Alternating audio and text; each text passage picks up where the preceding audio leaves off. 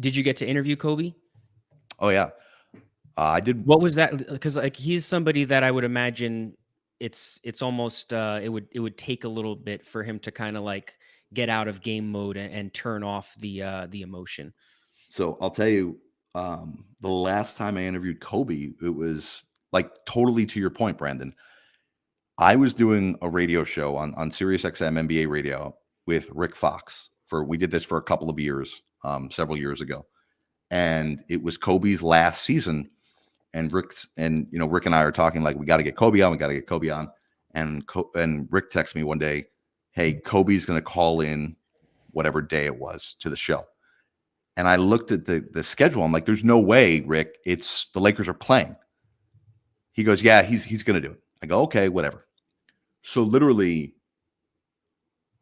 I think it was like right at the beginning of the show too. Whatever, we come out at 1:00. It was like 1:05, and Kobe calls in, and he's in a car. He's like driving in. I don't remember what the situation was, but I one of my questions to him was like, who is I got to find the archive of this. I said to him, "Who is this Kobe? You're talking to us. You're joking around. You're having fun with." Listen, he's got great respect for Rick Fox, but like I'm some schmo. Like, why are you talking to us right now, getting ready for a game? And I think we just saw an evolution of Kobe. There was a different guy. There was a soft, and not softer in terms of like on the basketball court, not the killer mentality that he had, but like softer in terms of his interactions with human beings, recognizing at this point in his life that relationships were slightly more important than he allowed them to be while he was trying to become the greatest basketball player he could. And it was such a fascinating interview. And then it ended up picking steam because he talked about what he wanted to do after playing basketball. And that was a really cool interview. I forgot that you did the radio show with Rick Fox. Yeah. What was it like watching the news of Kobe Bryant's death and the sort of rush by various journalists and outlets to hastily report information, Yeah. and then you having to dispel the report that Rick Fox was in that helicopter with Kobe? Yeah. That was one of the toughest days ever. It's crazy. So I texted Rick relatively quickly into the news starting to leak out from TMZ that day that something had happened with Kobe. And I can't remember if we talked or we were just texting. And I was the one that told Rick. So Rick is crushed, devastated. And texting back and forth with Rick. And then like an hour or two later, stuff starts coming out on Twitter, like you said, that Rick was in the helicopter. And now I'm trying to get a hold of Rick.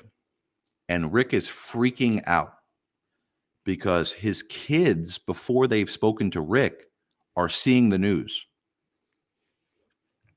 And so I was just so angry that I just put out that tweet without even like looking at it twice, looking for spelling or am I framing this the right way? Like I think back, like I would have liked to have framed that tweet a little bit differently, but I was just like so angry that people could be so reckless. And listen, we could talk about journalistic integrity or ethics. Like 101 is, if you did not get the information yourself, you do not then spread said information. And it was devastating because now Rick is dealing with the loss of one of his dearest friends and daughter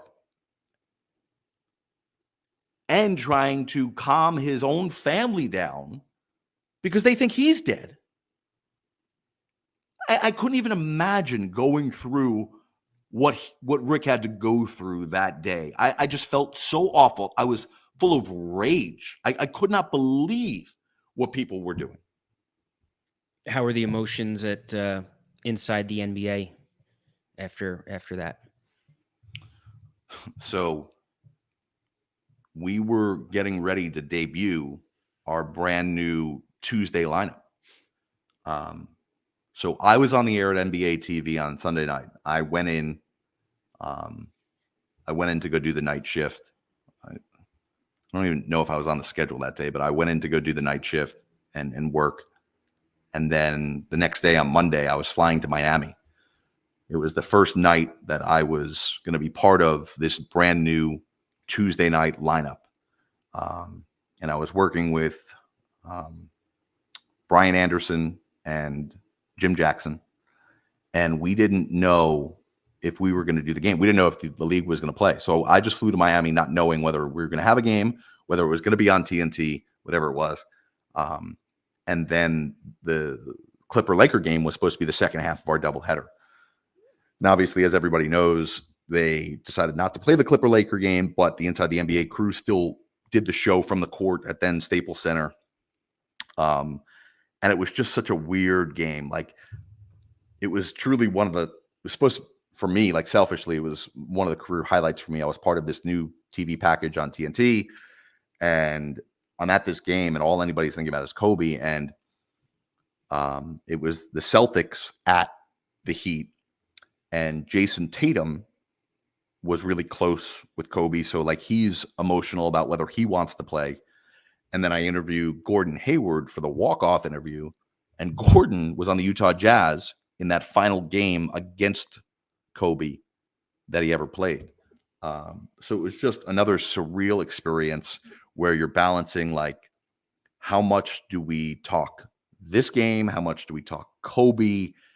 It was a wild experience. And I just think that's where TNT shines. Are the guy who used to run Inside the NBA, Tim Kiley, and Jeremy Levin, who produced it for a long time. Those guys just, they get it. They knew how to do, they know how to do TV. And, I was proud to be on that team that night.